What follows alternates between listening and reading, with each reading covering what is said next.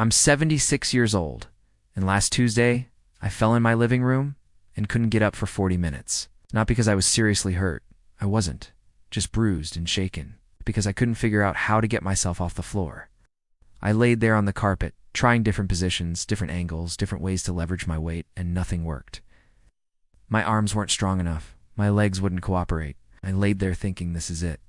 This is the moment everything changes. This is how I find out I'm not as safe living alone as I've been pretending to be.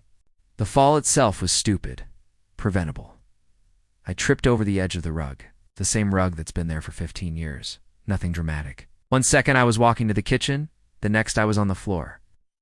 And in that instant of falling, time stretched out, and I saw the whole thing unfold. Saw myself going down. Saw that I couldn't stop it. Saw the floor coming up to meet me. And then impact, and pain, and the stunning realization that I was down and had no idea how to get back up. I've fallen before, everyone my age has. Little stumbles. Catches yourself on furniture. Maybe go down on one knee. But always, I'd been able to get back up. Push myself up with my arms. Pull myself up using a chair. Stand up and shake it off and pretend it didn't happen. But this time was different. This time my body wouldn't do what I told it to. This time I was stuck. I live alone. I've lived alone for 10 years, since my husband died. And living alone after 70 means that when you fall alone. There's no one there to help you up. No one there to call for help if you can't reach your phone. No one there to find you if you're seriously hurt. You're completely on your own, and that knowledge when you're lying on the floor unable to stand is terrifying in a way I can't fully describe. Have you had this moment? This realization that your body might not be able to do what you need it to do? I tried rolling onto my stomach first, thinking I could get on my hands and knees and then stand from there. But I couldn't roll over. My body was too heavy, too stiff, too uncooperative. I tried sitting up, thinking I could scoot to a chair and use it to pull myself up, but I couldn't sit up either. My core wasn't strong enough. I'd do a partial crunch and then fall back, exhausted, making no progress. The worst part was the time. Every minute that passed felt like 10. I'd try something, fail, rest while my muscles stopped shaking. Try something else, fail again. And all the while I was thinking about how long I'd been down. 5 minutes, 10, 15. How long before someone noticed? How long before someone came looking? My daughter calls most evenings, but that was hours away. My neighbor might notice my car hadn't moved, but that could take days. When was the last time you felt confident that your body would do what you needed it to do in an emergency? I finally managed to get onto my side and then, inch by inch, drag myself toward the couch, not crawling. I couldn't get my knees under me, just pulling myself along the carpet with my arms, my legs dragging uselessly behind. It was humiliating, exhausting, and slow. So slow. But eventually I made it to the couch and used it to pull myself first to my knees, then to standing, clinging to the cushions like they were a life raft. 40 minutes.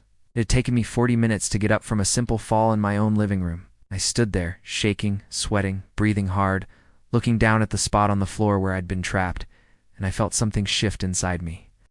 A realization I'd been avoiding for months, or maybe years. I wasn't safe here. Not really. Not anymore.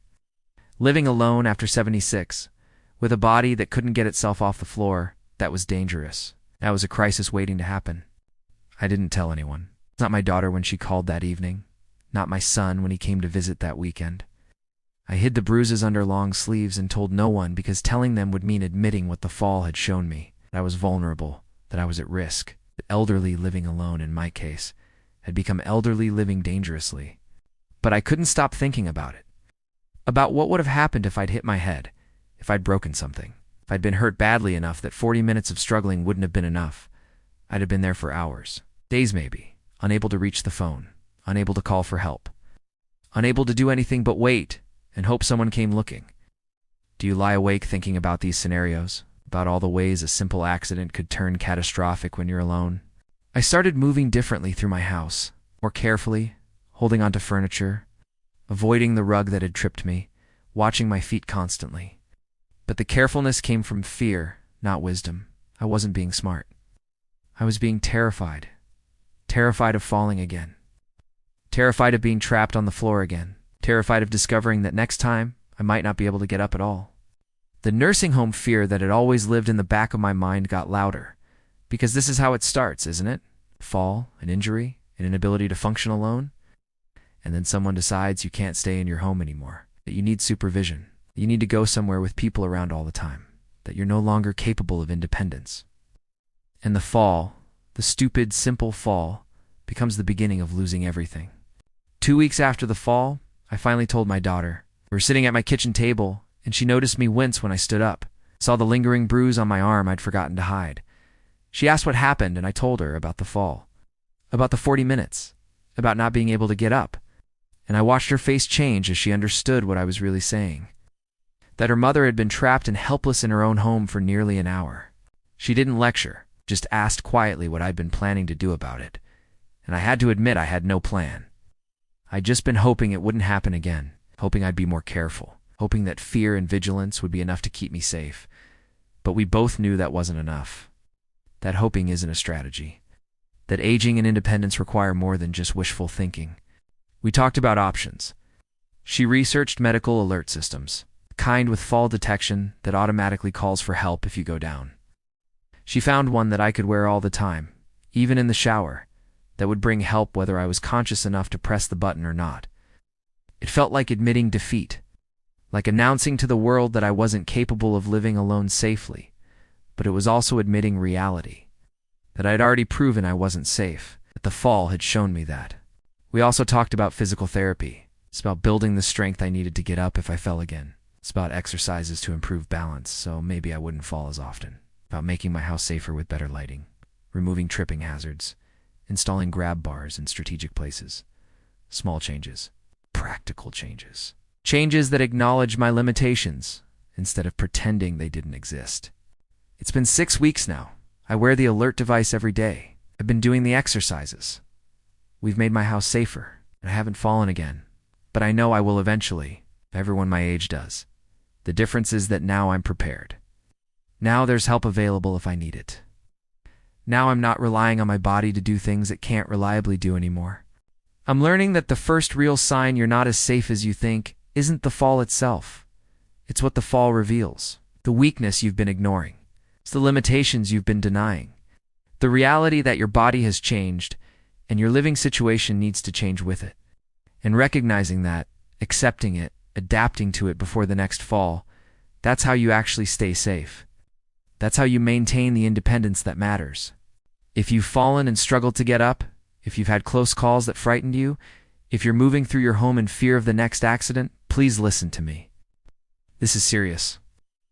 This is your body and your situation sending you a warning that you need help, that you need safety measures, that living alone without the right support is becoming genuinely dangerous. There's still time to put those measures in place. There's still time to get alert systems, to strengthen your body, to make your home safer before the fall that changes everything. But there's not unlimited time.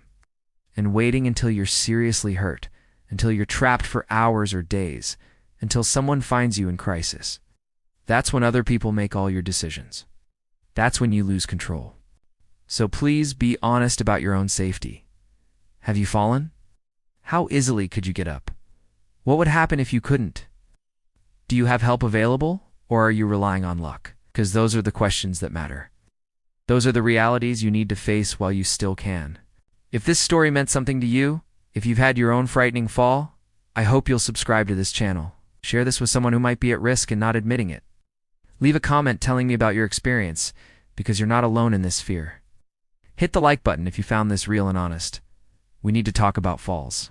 We need to stop hiding them and start preparing for them. Real independence is staying safe enough to keep living your life. And that's something I'm learning one careful day at a time.